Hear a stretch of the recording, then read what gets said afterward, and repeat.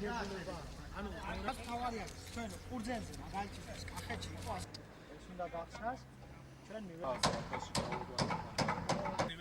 ერთ-ერთივე უნდა გაეცას ერთად ხელად გამალება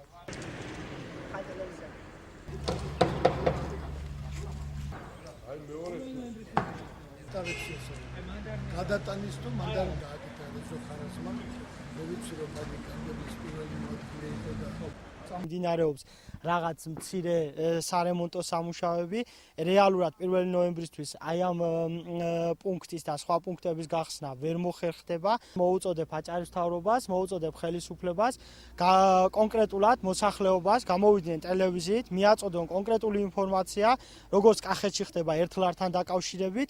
ყურძნის ფასი რო დაფიქსირდა 1 ლარი წინა ხელისუფლების დროს სხვათა შორის დღეს გამოვიდნენ და თქვან თუ რა ეღირება მანდარინი 1 ნოემბრისათვის უნდა იყოს ეს საწარმოები მზად, ფაქტიურად მზად არის 70%, დარჩენილია 30%, ზოგიერთს დანადგარი არ აქვს და შემოაქვს უკვე.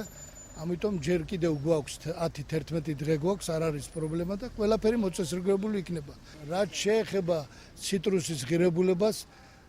დღეს რო თქვეს რომ 30 თეთრი და 40, მე ვიცი რომ მაღალი იქნება და ეს არის რომ გადატანის სისტემა უკრაინაში ამ 2 დღეში გვეცოდინება, ამიტომ მანდარინის ფაცის თავისთავად წამოიწევს. კი, დღეს მე 4